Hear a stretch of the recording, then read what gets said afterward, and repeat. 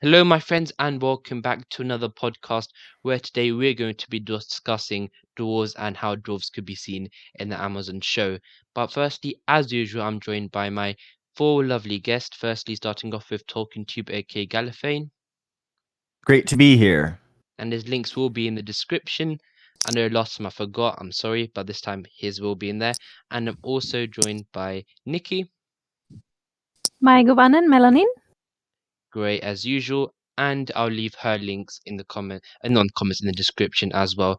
And I'm also joined by the two really good Reddit users. Firstly, Mr. Penguin. Hello, my friend. Howdy. Great. And finally, we're joined by Ken. Hi. So, as I just said at the start, in today's podcast, we're going to be discussing dwarves. And this topic has arisen quite recently due to the fact of the synopsis revealing I think Ken will go into that later as well, and everyone else. But firstly, we're going to talk about dwarves, and just for the viewers at home, for you watching, for some of you who don't know maybe a lot about the dwarves in the Second Age, we're going to firstly go through a quick overview of what dwarves are like and what main events happened during the Second Age, because we know that wasn't too much, but there's some things to look at. So, should we start with Ken? Just give us a run through, and other people can come in and help as well. Yeah, the dwarves in the Second Age. So not much to delve into really. It's very simple. The main dwarf kingdom at this time is Moria, which is in its prime at this time. Its population much enlarged by people emigrating from the Blue Mountains. Moria is the home of two dwarves that we know by name, one being the king Durin III. The other is a dwarf called Navi, who is a good friend with Celebrimbor and the people of Region, to the point that they build the Doors of Durin together, those doors that you know from the Fellowship of the Ring. What else? Eventually, the dwarves, through one way or another, it's disputed, get a ring. They get several rings of power, but one of them, the one that we see in the Hobbit as belonging to Thror, goes to Durin III. And eventually, when Sauron attacks Eregion, the dwarves shut the door. He can't get in, nor can his armies. And I believe that later on they allow an army from Lorien to pass through in order to then combat Sauron. So they do play a part in the war that happens later presumably in the course of the series.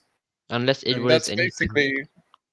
that's basically it for the dwarves. Yeah, mostly. Unless anyone has anything to add for that description or that overview. Nope. So I know Gallifreyan Tolkien Tube, you have loved not loved dwarves, that sounds a bit weird, but you are really fond of dwarves in Tolkien's works. And first of all, I would like to firstly start off with, I know there's gonna be lots of drawbacks to the movies as well, but how do you believe dwarves were like treated in the movies, and what can like Amazon learn from that, etc.? Well, in the Lord of the Rings, they were treated far better. I think Gimli was the only dwarf in it, and in the first movie, The Fellowship of the Ring, he was pretty good. But then once Merry and Pippin left, he became nothing but comedic relief. Had very few scenes that weren't just quips, jokes, anything of the sort. So I wouldn't mind if they portray the dwarves in the series like Gimli in the first movie, slightly comedic, but still a character of sustenance. But in The Hobbit, as a whole, the dwarves were pretty just foolish, drunk, Scottish, just the whole stereotypical dwarf thing that's now been set up. So I hope that they, I don't know, I hope they bust out of the mold of being Scottish, drunk, and fools. I Is think it'd be really Peter nice to Milan see that. English or Scottish? I think he's Scottish. Well, he is ginger wait, no. technically as well, maybe. Might be wrong. But then that fits it perfectly. A ginger Scottish Peter Malamba would be going over who the actors might be playing, which may be playing dwarves later on. But going back to the description of what happens with dwarves during the Second Age, what do you guys think will be the main thing? So like the most important things that dwarves are going to contribute in the show. Does anyone? Any ideas?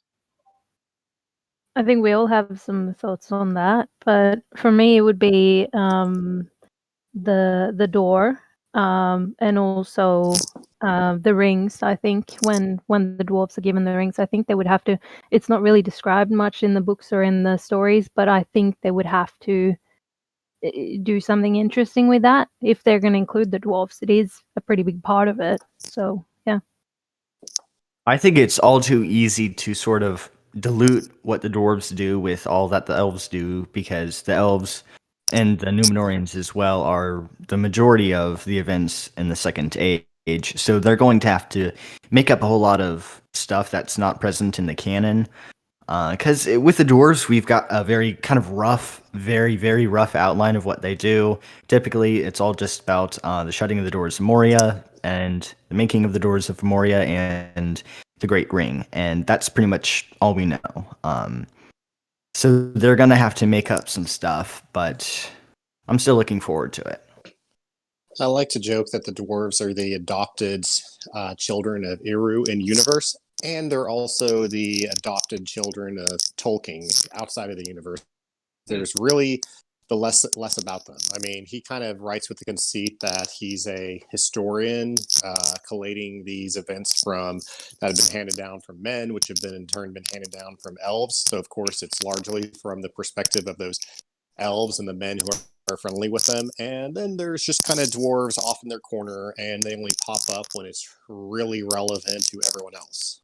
So, Amazon probably has a really free hand to do whatever they want with the dwarves.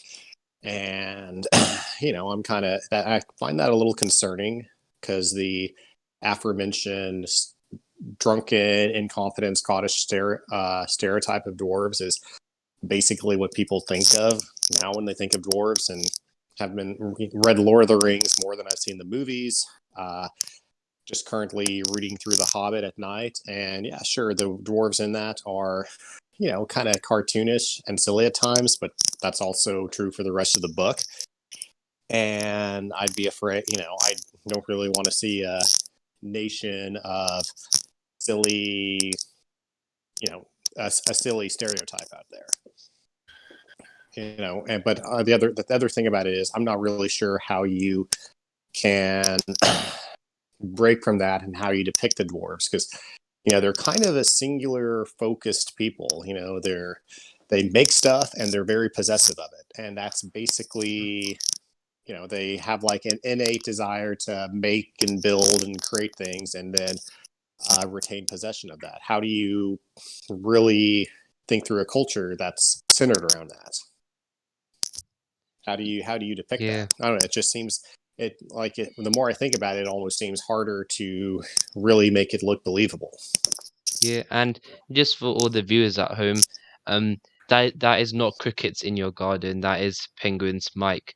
But as we continue, so we know when Amazon bought the rights for the Second Age, there are going to be lots and, well, not lots, but quite a bit of things made up. Because of course, we know Tolkien, compared to the First and Third Age and rest ages, didn't write too much about it. So do you think the same thing will happen here with the dwarves, that we probably will be seeing quite a lot of probably new things and new stories?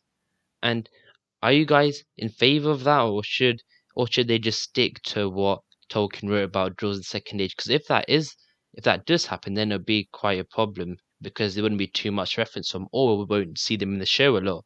And I know for people like Gallifrey and Tolkien too, that might be a bit of a missed opportunity.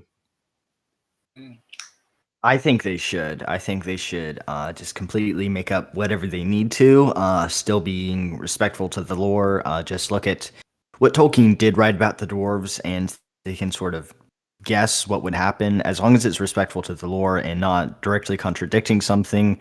I won't really be bothered by it, because I do think the dwarves need to be maybe not the most central element of the story, but they need to be important.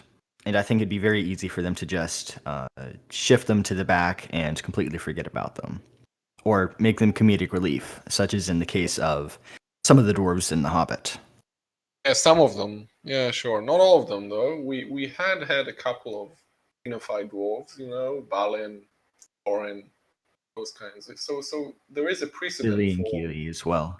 Yeah, I really like them. Like, I think yes, they are being made like look a little bit ridiculous because they're such a stereotypical thing, but I find them quite endearing, and it's a nice contrast to an otherwise very intense and either harsh or beautiful world when you look at the elves and the humans Yeah, and the orcs. And so I think it's a nice little they bridge the gaps between all of the different races, which is nice. And I also fully agree. I think that the dwarves is one of the races that they can actually play around with a little bit more because it hasn't been written that much. They have a little more freedom. They can add a dwarf there. They can add a dwarf there. They can have them like work behind the scenes of what's happening without actually being the main characters. They would be like supporting characters. So I think they have a lot of opportunities there. I agree with you guys on that. But to me, we've already seen the silly dwarves, and we've already seen the drunk dwarves, and even the dwarves caught up in a love triangle. So I think it's time to see the super loyal, hardy, that kind of dwarf that did exist in Tolkien's Legendarium, rather than the dwarf that we've already seen portrayed in The Hobbit and The Lord of the Rings movies. Well, you do have Narvi, the dwarf that is Celebrimbor's friend. I think we will see him quite a lot, just because of their friendship and building the door and the rings and all of that. I think they will be a very central part of this, which will be interesting. I'm looking forward to that friendship. Yeah, for sure. I but think Am I that the will be a pretty big part because Celebrimbor himself, I think we can safely say, very, very safely say that he's going to be one of the main characters, if not a very prominent side character. So his relationship with Narvi could be something that really brings the two races together. exactly, Yeah. it could be emblematic of the entire relationship between Eregion and Moria. Yeah, Sort of like the Am, relationship between Legolas and Gimli. a little bit. a- Yeah, am I the only one that kind of finds the concept of Celebrimbor building these doors, helping to build these doors, just a little funny? You know, you go from this is the same guy that builds rings of power that can arrest the slow decay of time. It's kind of like, you know what? Having built a proton collider, I think I'm going to build an Erectors. Build like a model train set. It's just like the scale of those things is just a little amusing to me. Well, Yeah, you're right. to be fair to Celebrimbor, they're totally indestructible doors that shine in the moonlight, so still pretty special. What was the True. other Yeah. what was the other dwarven character Durin? During the king, yeah. Well, he's just a name. It's just Durin shows up, attacks Sauron, and sure, which gives Elrond time to retreat, and then he's driven back into Moria. That's pretty much it, right? yeah, we don't even know when he was born or when he died. But because the lifespan of the dwarves, and I think I already said this in the last podcast, the lifespan of the dwarves is around 250 years in the Third Age, although Balin lived to be like 304 years, I think.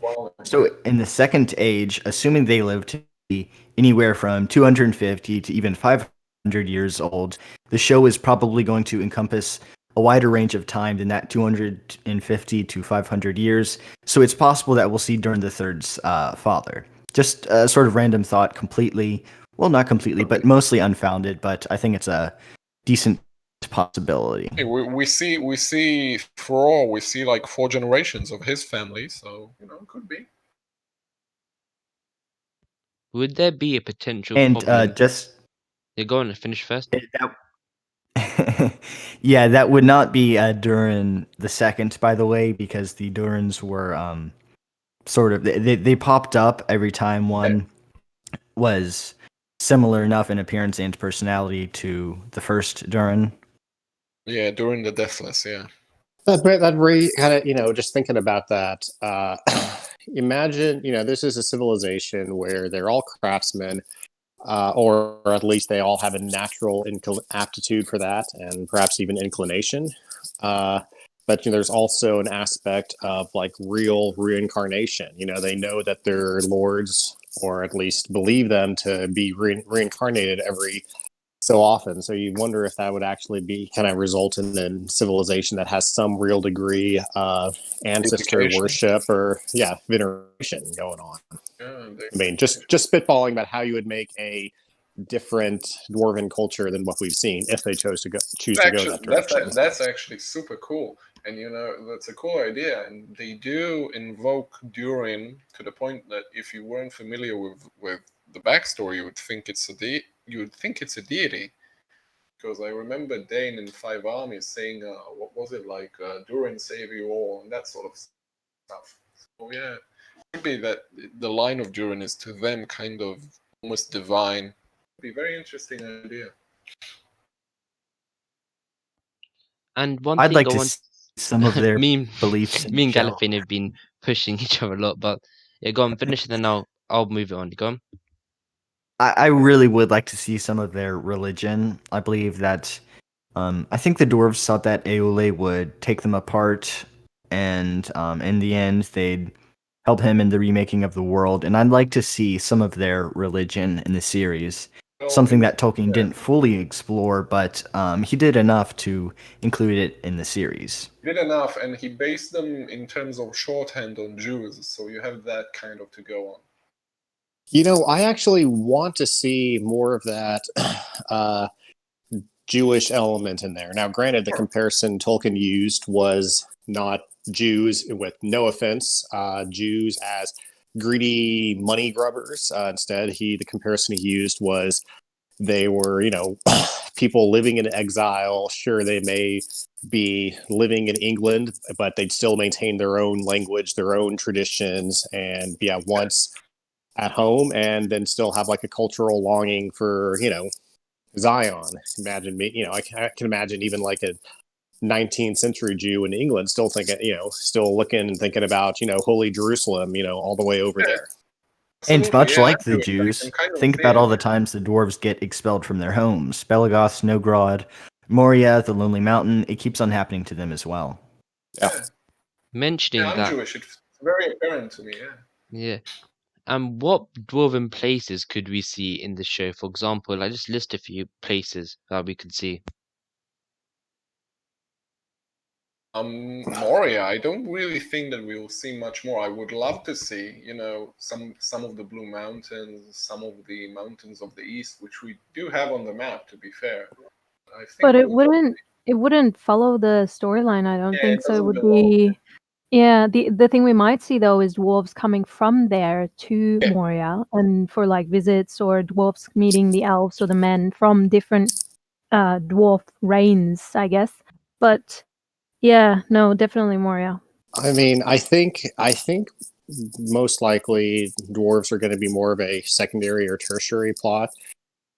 You can't see, they have to be involved somehow, because otherwise dwarves randomly showing up, attacking the rear of Sauron would just be completely unexpected.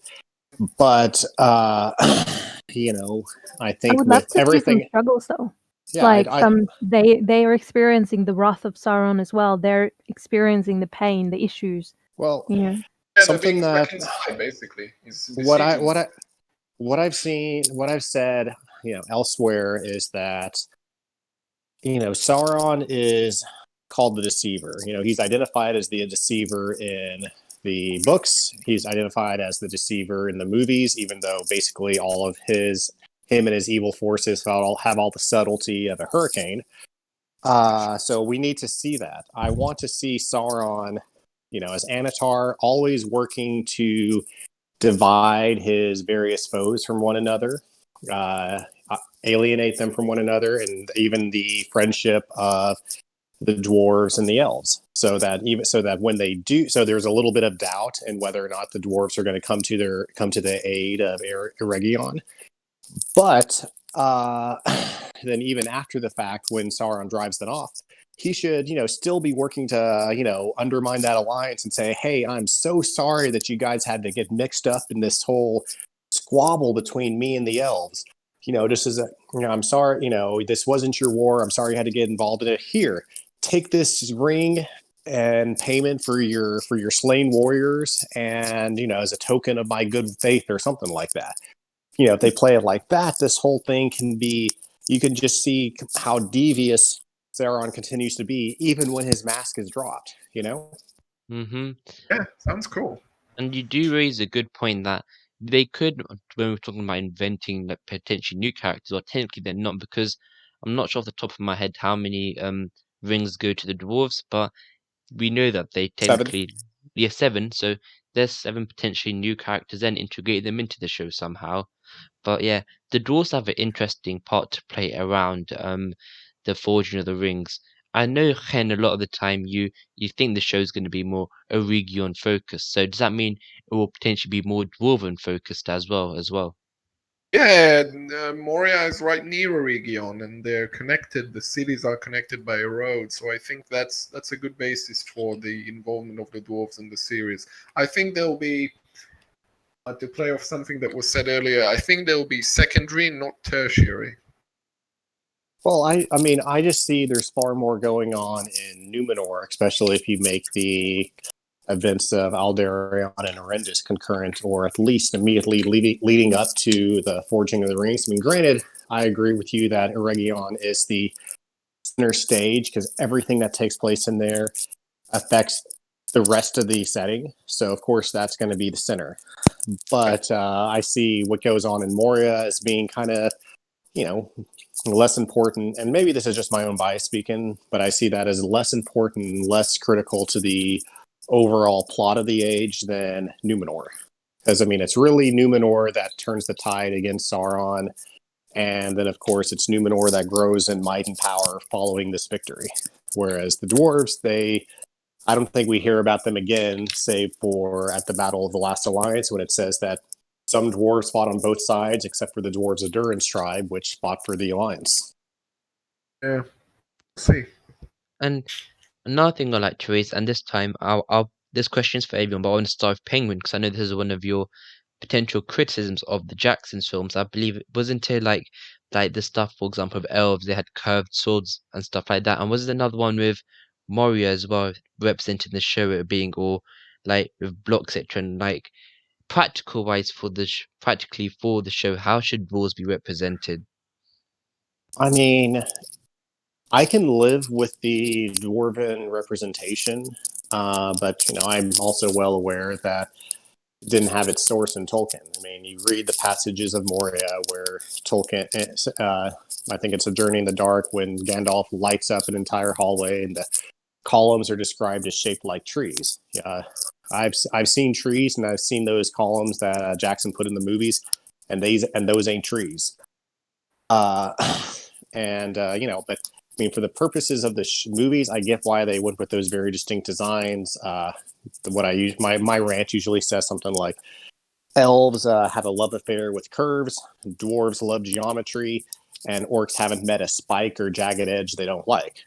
I mean, I get why they did it. It makes the races visually distinctive, but those don't have any real source in Tolkien. Those all arose from tropes from other fantasy things that followed in Tolkien's wake, most notably Dungeons and Dragons.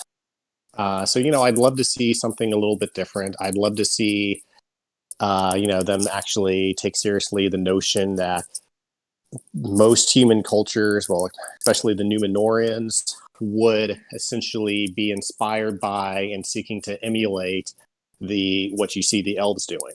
So I'd want the elves to look a little less fantastical, but still the craftsmanship and quality of everything they do should be evidently far beyond where the men are. And dwarves, they can keep with the same aesthetic. I'm not too bothered by it, but just as long as they're not drunken, silly Scottish men. Would be cool to see, like you said, the columns shaped like trees, so it feels more like they're in touch with nature as well. I mean, they are men of the nature, and they are like, it's not just geometry. They're not just a piece of rock, they're creatures too. So it would be cool to see them be closer to the earth than what it feels like they were in the movies. Although I loved that particular scene that you just described, just gives me butterflies just the whole movie, but that Oh. scene in particular was just epic to me the first time I saw it. That's I think a lot of that has to do not just with the visuals, but the theme that Howard Shaw wrote for that part. His Dwerodel theme. There's a conductor, Ludwig Vicky, who always says that it's 10 minutes too short. Maybe we'll get a There's- reprise. Maybe we'll get a reprise of that. I can be overly harsh on the adaptions, but yeah, I think Shore just knocked everything he did out of the park. That's a lovely, lovely theme. Beautiful. We maybe we'll get it back. Who knows? We'll see.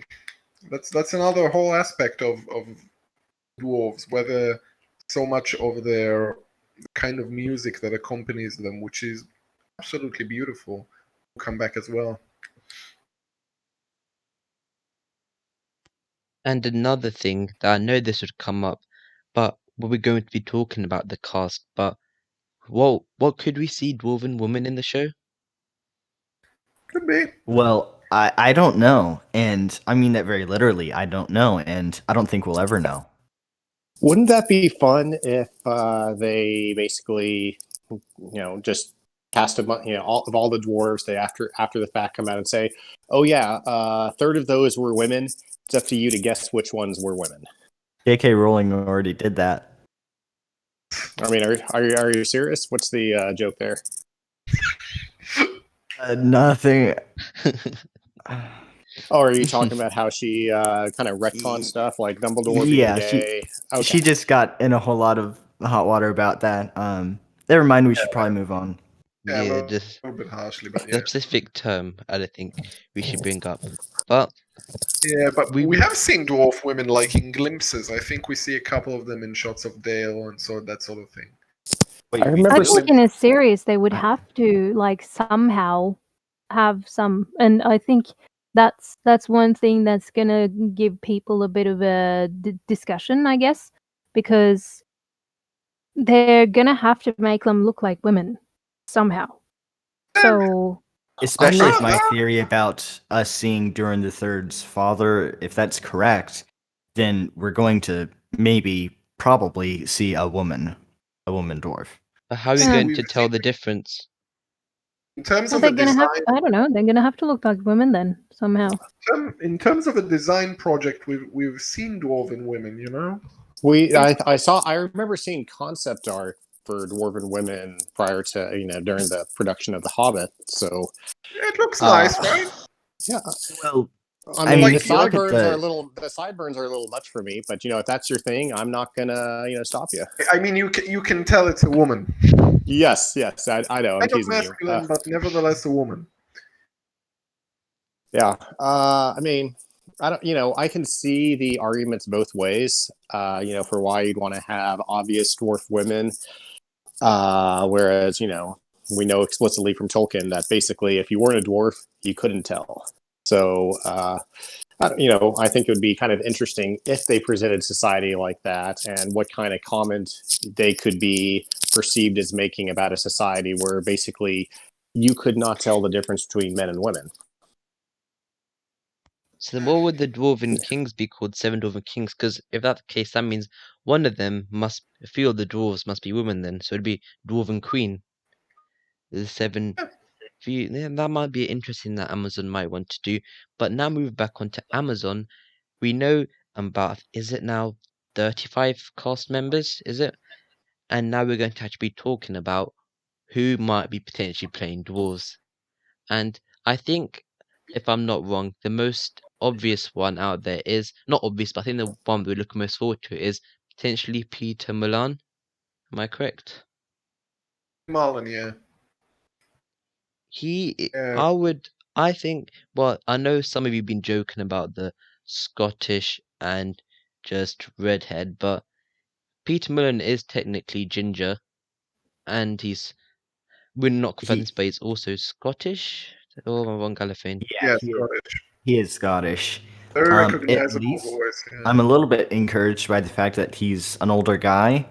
If he was a bit younger, I don't know, 10, 20 years, then I would think that he'd be sort of the same foolish, young, well, relatively young, like Gimli. I just think an older dwarf is much less likely to be foolish, drunk, and the dwarf stereotype. Like Thrain, like Sir Anthony Sher playing Thrain, yeah. Could we see Sir Lenny Henry To as like a dwarf? Thor and I Maybe. mean, I'd cry probably. How comes? Maybe. why? Why would you cry? Oh, talking to Paz accidentally dug himself into a corner, so we'll swiftly move on. So, on that cast list, what other cast members do you, I think Nikki, coming from a actress yourself, maybe I'm not sure, probably just some random theory, but maybe you have maybe have a better understanding on who you think might be playing a dwarf. Any ideas? Well, honestly, like in the beginning when they announced all the names, I was making my mind up about who would be playing what, but the more I look at the cast, the more I'm like, it's all up in the air and anyone can play anything because they have all of this SFX and VFX and stuff that they can do to people. So, like, I mean, I think every single actor that played in The Hobbit had some sort of something attached to them on their face and on wearing wigs and everything. So I'm getting more unsure by the minute. I'm just excited to see what they actually do and who they put where. Yeah, I'm trying to refrain from making jokes because you know how I typically kind of zone out during the previous casting speculations.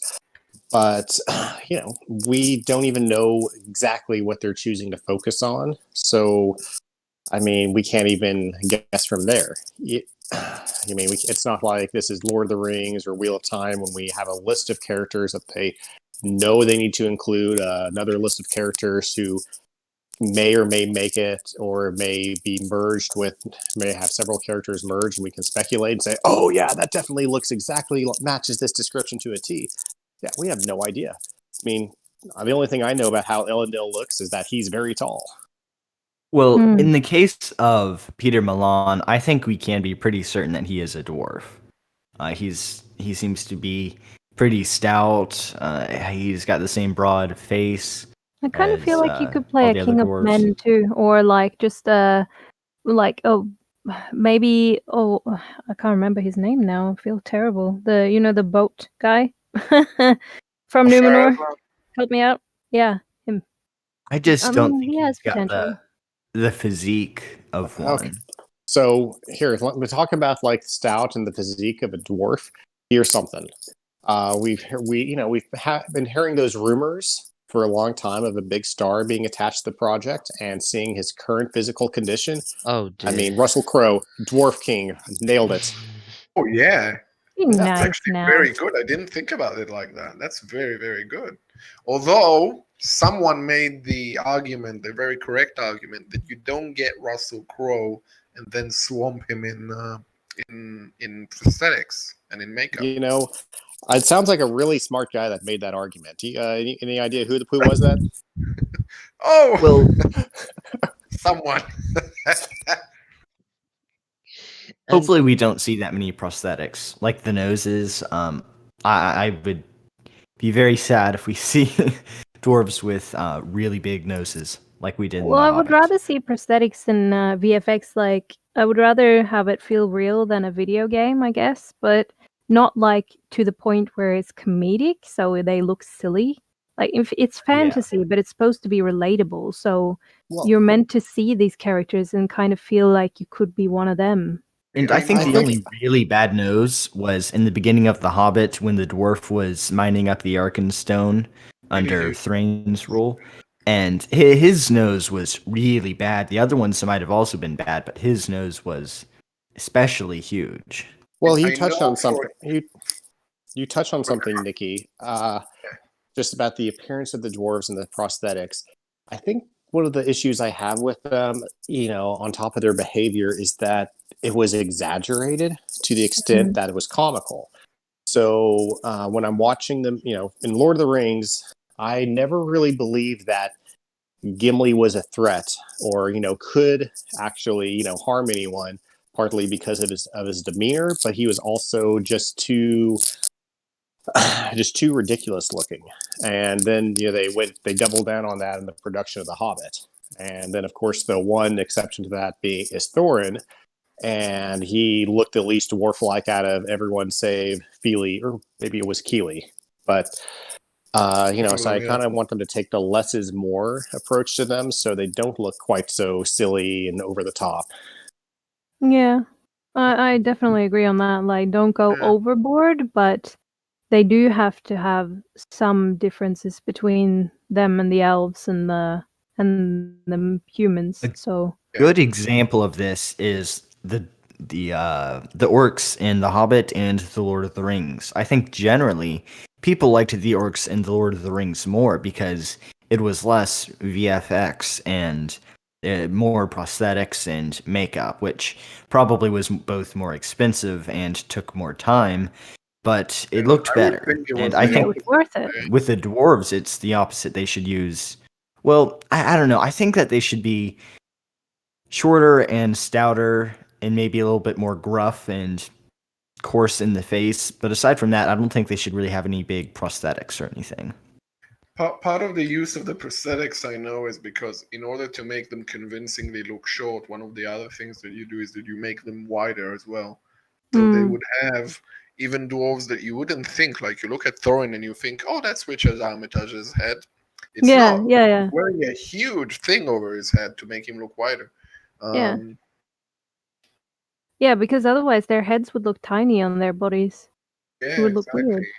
Well, they did something similar. Like if you look at the cast that played the Hobbits, they were all typically, kind of shorter men, but with kind of a stockier build, with larger heads, longer waists, and kind of shorter legs. I mean, once you see that the body type for them, you really can't unsee it. Whereas, by contrast, Viggo Mortensen is a much taller and slender person. If any of you guys have ever studied art, there's this concept called like the ideal human shape, and it's typically, at least for men, I forget women, it's been a long time since I've done any artwork, is about if you were to stack up people and measure them by the height of their head, the ideal human form looks to be about 7.5 heads tall, and taller, slender people might be eight heads tall, and shorter, stockier people, when you measure them, they're typically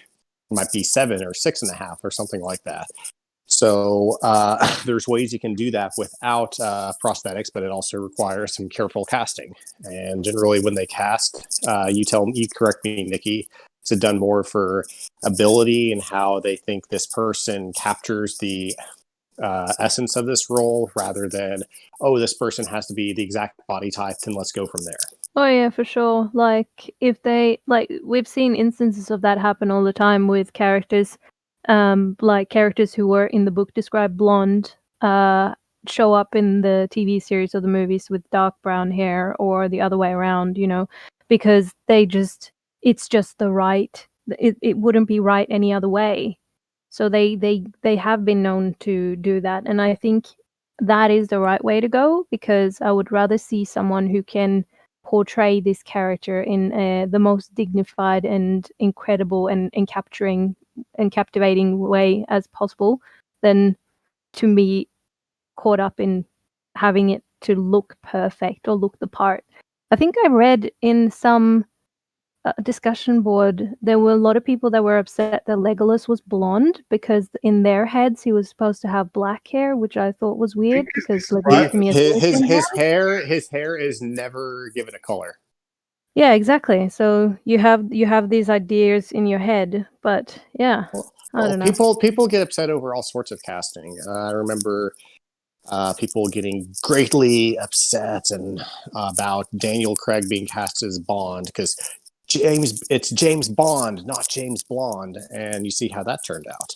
Yeah, and I think Craig was perfect for that version of Bond. I don't think he would have worked in a Roger Moore setting, but that's Roger. They were going for a different thing with those films, so it has to fit the character.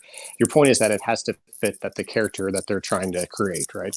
Yeah, for And sure. already people are angry about Sir Lenny Henry being casted, so we're already seeing some of that backlash. So, But just because he's a comedian, though, it doesn't really. Like, Well, give him a Well, chance, man. explain the reason most why of the you're angry. backlash some is people are because also- he's black, and a lot of people think that they're going to be blackwashing the cast.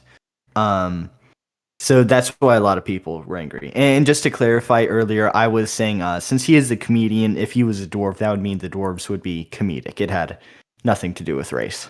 Yeah. That's actually a good point. Should we move on to Thanks that? for clearing that up. Yeah, but say, how should the dwarves be handled regarding humor? Should it be a thing that's like all the dwarves have all they crack a line every 5 seconds, just a bit like in the Hobbit? I think we touched about this at the start.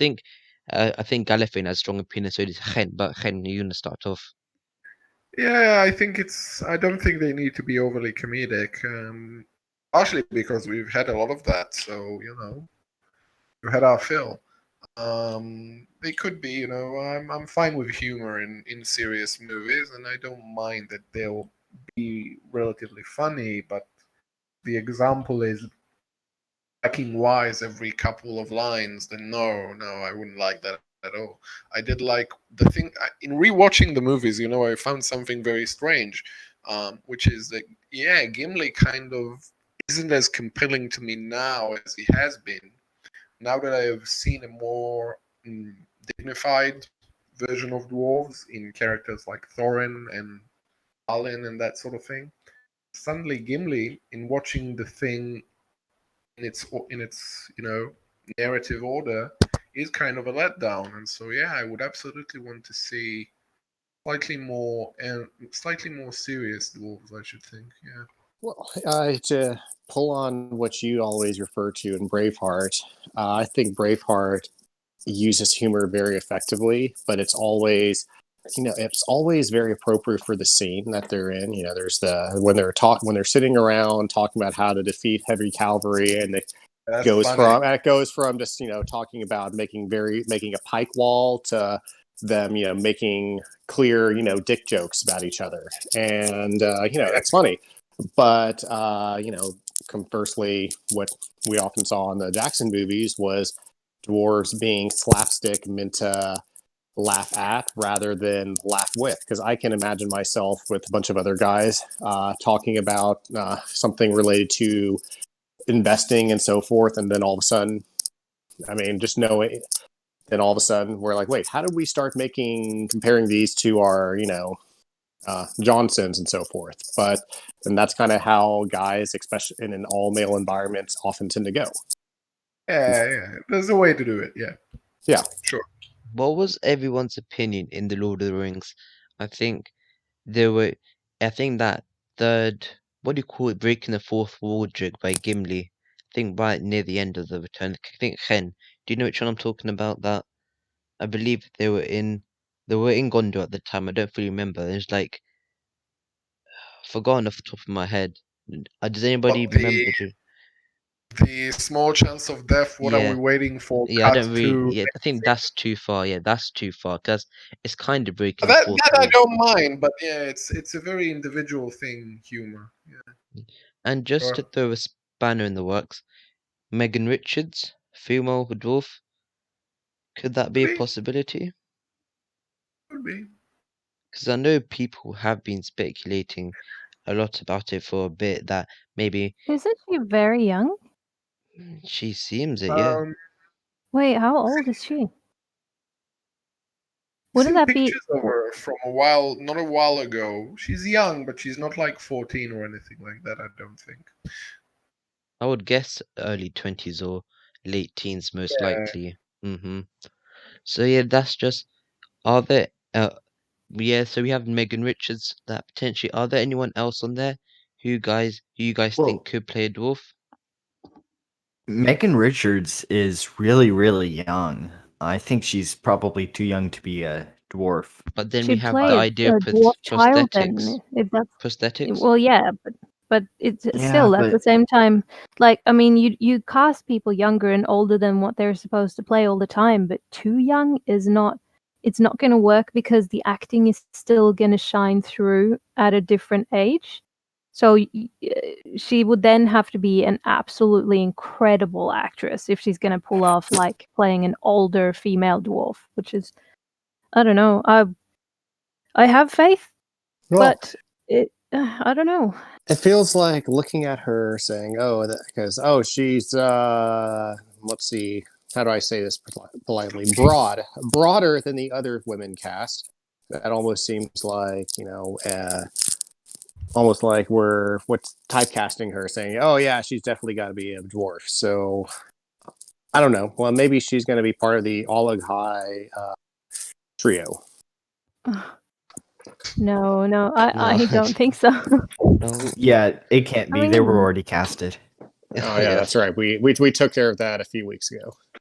And I think for any, I forgot, and I won't be posting any more Lokai pictures on Twitter just for the hate I received for that, which I didn't really like. Which made no sense, but I don't know why I'm ranting here. But as we continue, I think the only other one that I would really say out of the 35 cast members is Owain Arthur. But and I think I actually want to bring something up. This is completely random, it could be a massive stretch, but someone did say that for the cast photos on Lotronprime, all the grey ones could potentially be the villain ones. For example, from the first batch actors, we see um what's his name, Dylan Kersley, we have Owain Arthur, and then we have I've forgotten his name off the top of my head, the one that potentially playing Sauron. So could this could just be Joseph complete Mall. waffle? Yeah, Jason Marley. This could be complete waffle, but maybe could the grey picture characters potentially be playing villains? I think we I talked think about that so. last time. I'm still not sure. Like, there's so many thoughts about that. Like, they could be that. They could be like in the past. They could be dead within the first 2 episodes. They could be. There's But one of so them's many playing options here. Sauron though, potentially Joseph Marley, and his is grey. Because his picture that I really saw on Google, it was perfectly the same as everyone else's. But of course, that is just might just be a complete stretch, anyways. And I think that's most likely true. So, just to wrap up on today's podcast, and I'm not sure, should we do this? Should we bring the song up or not? Up to you guys, really. I'm not going to sing it. You'd lose subscribers for it. Yeah, no, I don't think that's a good idea at all. Let's just leave that. The joke is No, Go no. I'm fine. I'm fine. so everyone, the listeners, the joke is that just following some banter during the preparation for this. Well, wait, hold on. Even if we're not gonna sing it, there's still other ways to present it to people without, Right now, sort here are of. the lyrics to the song that Mr. Penguin kindly made for us. And And I mean, we were just bantering, and I took jokes about the hairy dwarven women and modified Fat Bottom Girls by Queen ever so slightly to be from a dwarf's perspective. give us the first verse. Come on, Penguin. You should make No, up. I'm not. Oh, he's gone dead quiet. But okay, I know that's most unlikely. Anyway, so just to wrap up, I think we'll start with Tolkien Tube. Why are you most excited for seeing the show regarding dwarves? That's hard to say. I guess probably to see whoever is running. J.A. Bayona, of course, he was only doing the first 2 episodes. Whoever is running the show right now, I want them to right the wrongs done to the dwarves, in my opinion, in the Hobbit trilogy and the Lord of the Rings trilogy, but mostly the Hobbit. But from sort of like a plotline standpoint, I guess probably the relationship of Narvi and Celebrimbor, because that That would be was interesting, yeah.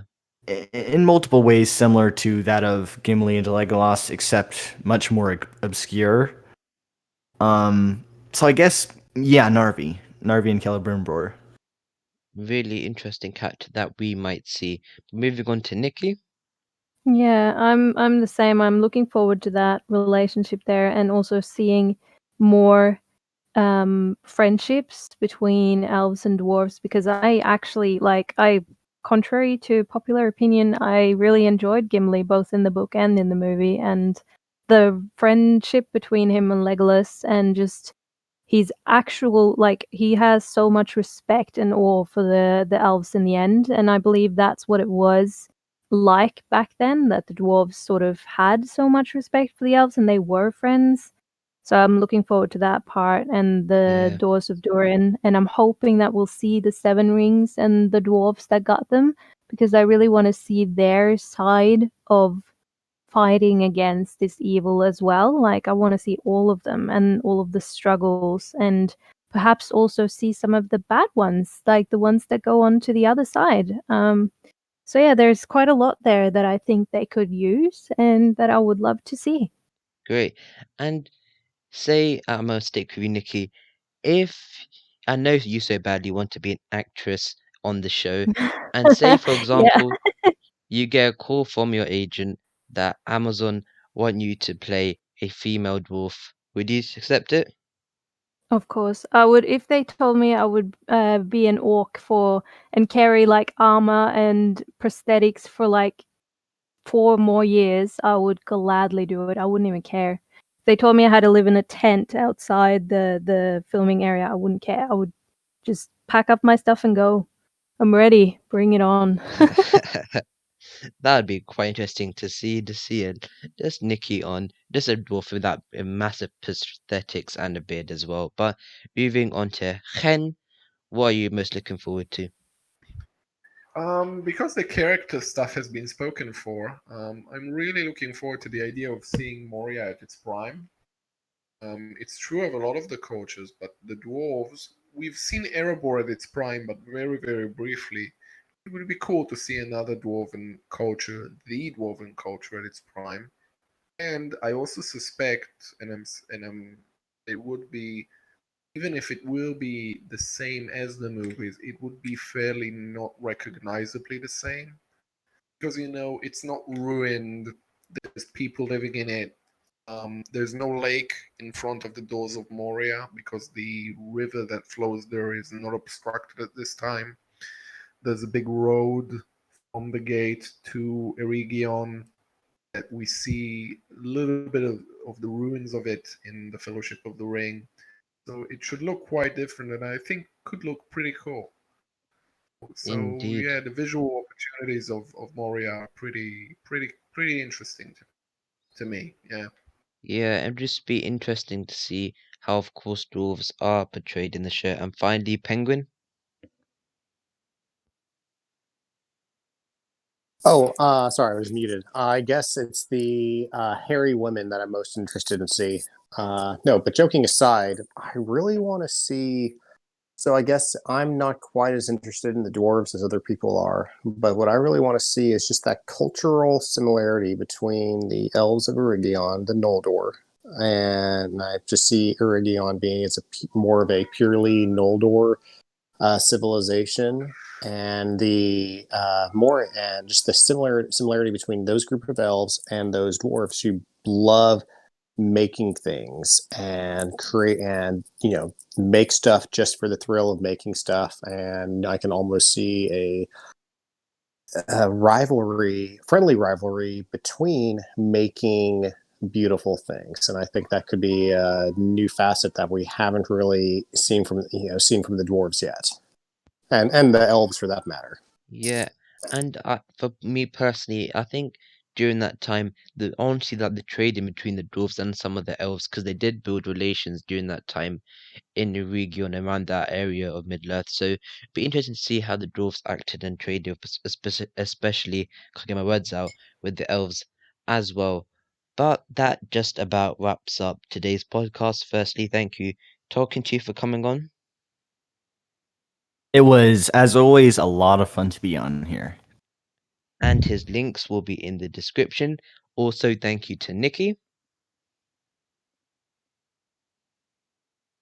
Sorry, always a pleasure. I was muted. And a potential dwarven woman as well. And thank you to Hen. Oh, thank you. And finally, thank you to Penguin, even though it sounds like you have crickets behind you, but thank you anyways, my friend, as always. I'm sorry, I thought I fixed that. But again, thanks for tolerating the crickets and thanks for having me. And thank you to all watching at home. I really appreciate it. And maybe in the future episodes we might have some guests on, some we might not, but we'll see where this podcast goes. But thank you for the continued support and thank you for watching. I really appreciate it. please like and subscribe. Until the next video, my friends, goodbye.